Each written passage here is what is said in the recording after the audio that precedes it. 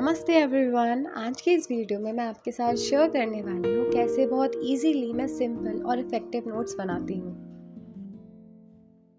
मैंने कुछ रिसेंटली इस तरीके से हेडिंग्स को डालना सीखा है। वहाँ पे हम अपनी जो मेन हेडिंग है उसको बीच में लिखते हैं एंड साइड में हम हाइलाइटर से उसको हाईलाइट करते हैं। और भी कई तरीके हैं हेडिंग्स डालने के, तो एक अच्छी हेडिंग जो रहेगी ना वो हमारे नोट्स को थोड़ा अपीलिंग बनाती है। वैसे एक बात मैं कहना चाहूँगी कि अपने नोट्स को अपने हिसाब से बनाना, अपने फ्रेंड को अपील करने के लिए उसको आपके नोट्स अच्छे लग रहे हैं या नहीं लग रहे हैं इस बात पर आप ज़्यादा ध्यान मत देना, क्योंकि at the end of the day वो नोट्स आपको पढ़ने हैं, वो नोट्स आपके काम आने वाले हैं, आपके फ्रेंड्स के काम नहीं आने वाले हैं।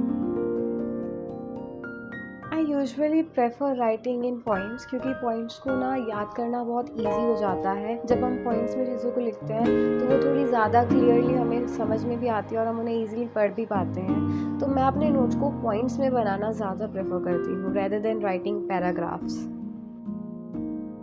स्पेशली साइंस जैसे सब्जेक्ट्स के अंदर मैं पॉइंट्स में ही लिखती हूँ, क्योंकि वहाँ पर हमें सब कुछ याद करने की ज़रूरत नहीं होती है, कुछ इंपॉर्टेंट पॉइंट्स को याद करने की ज़रूरत होती है।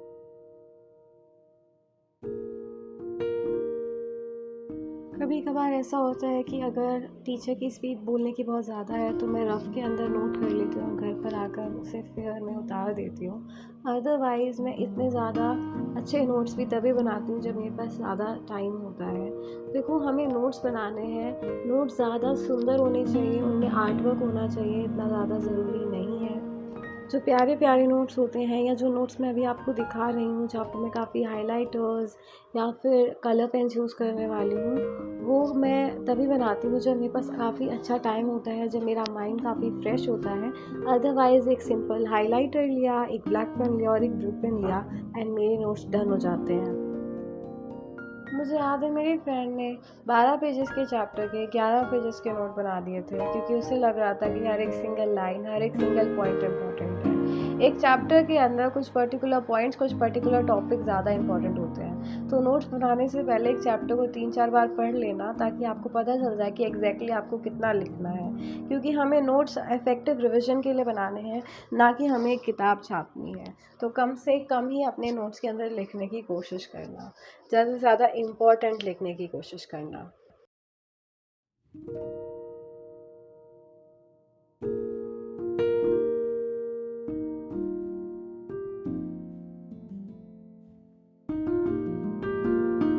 वैसे मैंने कई लोगों को देखा है जिनको एसएसटी को याद करने में, एसएसटी को पढ़ने में, उससे रिलेटेड पॉइंट्स को याद करने में प्रॉब्लम होती है। मुझे ऐसी कोई प्रॉब्लम नहीं होती है, क्योंकि मैं फ्रेमैन टेक्निक और एक्टिव रिकॉर्डिंग का यूज़ करती हूँ।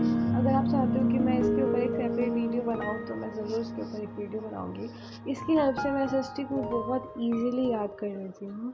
प्लस एसएसटी से रिलेटेड हर चीज़ों को मैं रीड करती हूँ, चाहे कोई एक बॉक्स दे रखा हो या कोई भी चीज़ दे रखी हो। चैप्टर्स को रीड करने के बाद मैं जो भी इंपॉर्टेंट पॉइंट्स होते हैं उनको अंडरलाइन करती हूँ, और नोट्स बनाते वक्त मैं सिर्फ उन्हीं इंपॉर्टेंट पॉइंट्स को लिखती हूँ, मैं पूरी किताब नहीं लिखती हूँ।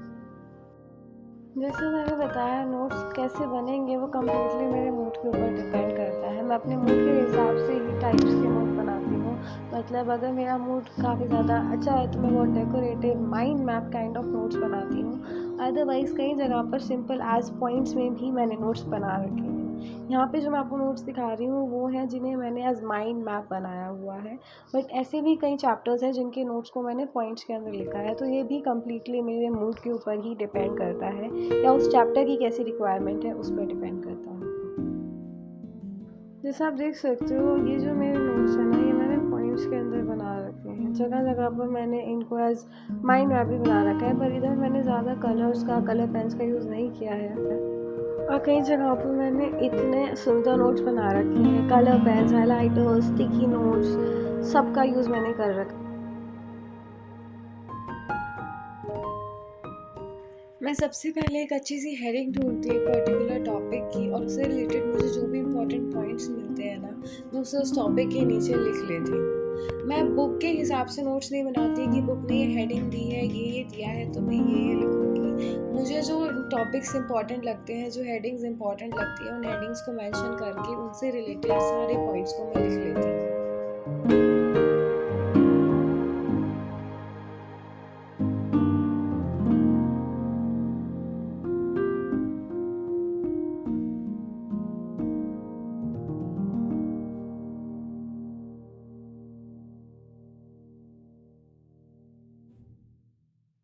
अगर मुझे कोई भी पॉइंट इम्पोर्टेंट लगता है तो मैं उसे एक स्टिकी नोट के ऊपर लिख कर अपनी नोटबुक में चिपका लेती हूँ, ताकि every time I study that note तो मेरा ध्यान उस लाइन या उस पॉइंट पर ज़रूर जाए।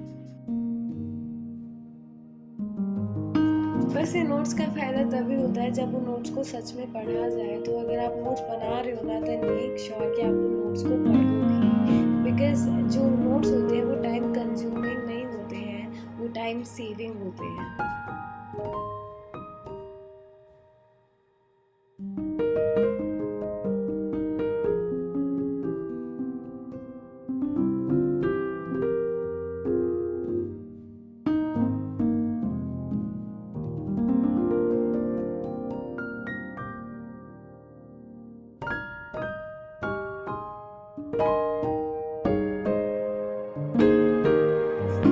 अगर आप टेक्स्ट को पढ़ते वक्त ही उसे अंडरलाइन या हाईलाइट करना शुरू कर दोगे तो नोट्स बनाते वक्त आपको बहुत आसानी होगी।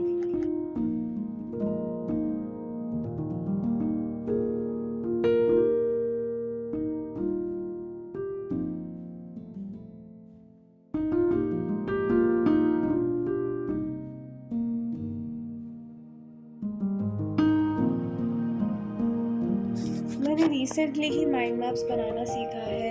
ये बहुत ज़्यादा हेल्पफुल हो सकता है किसी भी कॉम्प्लेक्स टॉपिक को बहुत इजीली रिवाइज करने में, उनके बीच में इंटरकनेक्शंस ढूंढने में। तो माइंड मैप्स बनाना बहुत ज़्यादा इफ़ेक्टिव है। बट जस्ट मेक श्योर कि आप ज़्यादा से ज़्यादा चीज़ें उसमें ना लेके, जो इम्पोर्टेंट चीज़ें हैं सिर्फ उन्हें ही लेके, ताकि ज़्यादा होच पोच ना हो। वैसे अगर आप मेरे जैसे हो तो आपको कभी ना कभी फ़िज़िक्स पढ़ने में प्रॉब्लम तो ज़रूर आई होगी। तो उसका सॉल्यूशन है कि आप अपने नोट्स को ना टाइम टू टाइम रिवाइज़ करते रहो और क्वेश्चंस को सॉल्व करते रहो। ग्राफ्स, डायग्राम जो भी उस टॉपिक से रिलेटेड है, आप उसे अपनी नोटबुक में बना लो, ताकि कॉन्सेप्ट बहुत ज़्यादा क्लियर हो जाए। जो फ़ॉर्मूलाज़ हैं उन्हें या तो एक पर्टिकुलर बॉक्स के अंदर एक पर्टिकुलर कलर से लिखना शुरू कर दो। फ्री बॉडी डायग्राम्स या जो भी आपके कॉन्सेप्ट से रिलेटेड डायग्राम्स हैं उनको बनाना शुरू कर दो।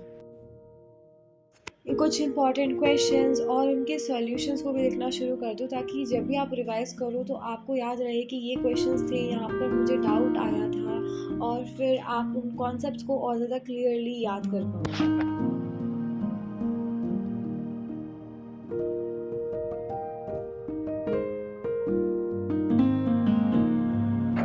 आप अपने कंफर्ट के लिए अपनी जो भी नेटिव लैंग्वेज या मदर टंग है, सपोज़ मेरी हिंदी है, तो मैंने कुछ सेंटेंसेस इन नोट्स में हिंदी में भी लिखे हुए हैं, ताकि मैं ईज़िली उन चीज़ों को समझ पाऊँ। तो आप भी वैसा कर सकते हो, ज़रूरी नहीं है इंग्लिश में ही नोट्स बनाने हैं। कुछ इंपॉर्टेंट पॉइंट्स को आप अपनी मदर टंग के अंदर भी लिख सकते हो।